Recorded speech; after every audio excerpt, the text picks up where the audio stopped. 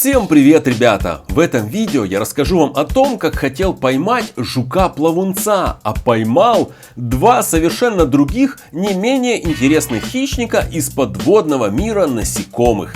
Но давайте обо всем по порядку. Жуки-плавунцы, которых, наверное, каждый из вас видел в небольших водоемах, это очень агрессивные хищники. И мне захотелось поймать одного жука-плавунца, поселить его в аквариум и понаблюдать за его интересным поведением, а также за тем, как он охотится. В интернете я нашел информацию, как сделать ловушку из пластиковой бутылки для того, чтобы поймать жука-плавунца. Нужно отрезать верхнюю часть с горлышком, затем перевернуть ее и вставить в бутылку обратной стороной. Затем нужно нагреть на огне толстый гвоздь и проплавить отверстие по краям бутылки, так как я показываю на видео. Затем в эти отверстия нужно вставить кусок проволоки и зафиксировать ее плоскогубцами. Затем при помощи горячего гвоздя нужно сделать еще по нескольку отверстий на стенках бутылки. И вот ловушка готова!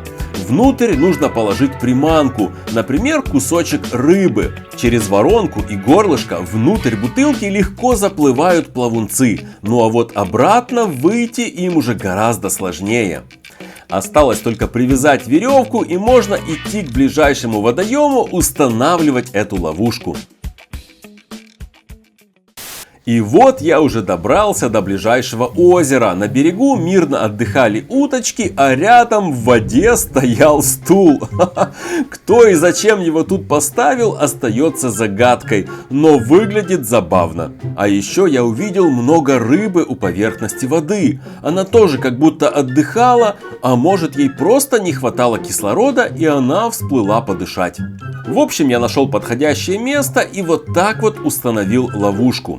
Бутылка должна быть затоплена не до конца, чтобы попавшийся жук мог всплыть и дышать, иначе он просто задохнется и погибнет внутри ловушки. В общем, прошли сутки, и на следующий день я пришел проверить свою ловушку. Я потянул за веревку, поднял бутылку и увидел, что там кто-то есть. Я очень обрадовался, там был какой-то жук и еще какое-то непонятное существо. Класс, ловушка реально рабочая. Дома я пересадил свой улов в контейнер, и вот что там было. Какой-то жук, вроде похожий на плавунца, а вроде и не он. И еще одно необычное длинное насекомое, которого я раньше никогда не видел. Оно было похоже на палочку с ножками или на огромную водомерку. Я пересадил пойманных насекомых в маленький аквариум и начал их рассматривать. Жук действительно был очень похож на плавунца, но оказался совершенно другим насекомым.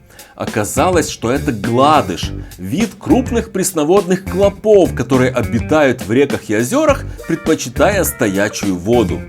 Большую часть времени гладыш проводит у самой поверхности воды в характерной позе вниз головой, широко расставив задние ноги и выставив задний конец брюшка в воздух для дыхания. На голове гладыша хорошо заметна пара больших красноватых глаз, ротовой аппарат колюще-сосущего типа в виде хоботка, который достаточно крепок и тверд, чтобы проколоть даже человеческую кожу. За болезненный укус гладыш получил прозвище «водяная оса». Так что если во время купания в озере вас кто-то больно укусил, то знайте, это он. Гладыш тоже хищник, но не такой агрессивный и всеядный, как жук-плавунец, которого я хотел поймать. А теперь давайте рассмотрим второе существо, которое попалось ко мне в ловушку. Скажите, кого оно вам напоминает?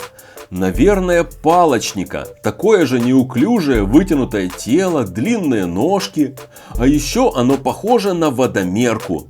Но водомерка гораздо меньше, и водомерки живут над водой, а это чудовище обитает под водой. Если посмотреть на него поближе, то можно заметить, что его передние лапы очень напоминают лапы богомола. И сразу становится понятно, что это хищник, который так же, как и богомол, хватает ими свою добычу. Так что же это за существо? Это, ребята, Ранатра палочковидная или палочник водяной. Это вид водяных клопов из семейства водяных скорпионов. Вот так вот. Это самый крупный вид клопов в Европе. Это хищник, который обычно притворяется палочкой, сидит себе где-то среди подводных растений и спокойно поджидает жертву. А затем хватает ее своими лапами, как богомол, вонзает свой острый хоботок и высасывает все внутренности насекомого.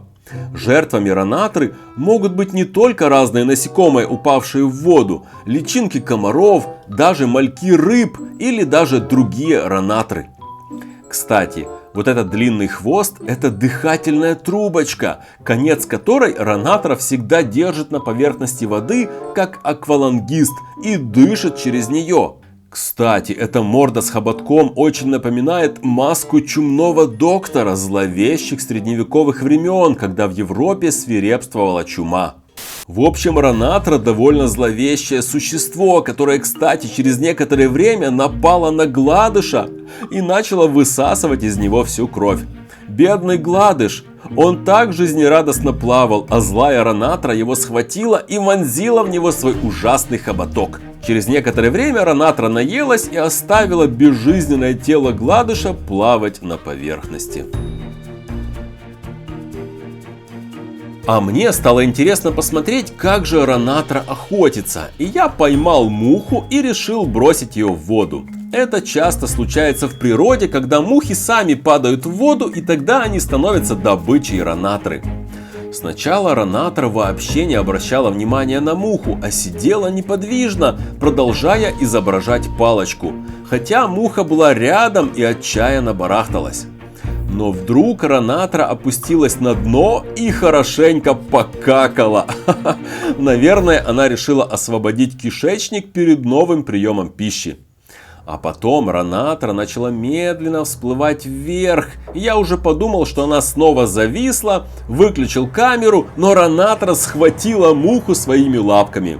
При этом она не спешила вонзать свой хоботок в муху, а просто держала и смотрела на нее, любовалась, наверное. Через некоторое время Ранатра уже собиралась укусить муху, но та сильно барахталась, и это, очевидно, не нравилось Ранатре. Наверное, она предпочитает высасывать кровь из спокойных насекомых, и она продолжила ждать, пока муха успокоится. И через некоторое время я увидел, как Ранатра присосалась к несчастной мухе. Да уж, зловещее насекомое. Кажется, ее круглые глаза наливаются кровью, когда она кушает. Но, наверное, это всего лишь мое воображение. Кстати, вы, наверное, заметили, что вместе с водой из озера я зачерпнул каких-то микроскопических животных, которые видны в толще воды. Это микропланктон, который обитает в озерах и реках. Тысячи организмов, дафний, циклопов и прочих мелких животных. Только представьте, сколько живности вы заглатываете, когда ныряете в озере. Страшно представить. А еще при большом увеличении можно заметить, что, казалось бы, в неподвижной воде аквариума на самом деле происходит движение. Какие-то подводные течения и вообще своя бурная жизнь, которую мы не видим. О, кстати, я недавно купил себе аквариум, который сам запускал с нуля, подбирал грунт, растения, коряги, а также наполнял его обитателями. Напишите, интересно ли вам и хотели бы вы, чтобы я снял отдельное видео на эту тему. Если да, то обязательно также поставьте лайк, и я обязательно в ближайшее время сделаю такое видео. Ну а я с вами прощаюсь. Всем пока!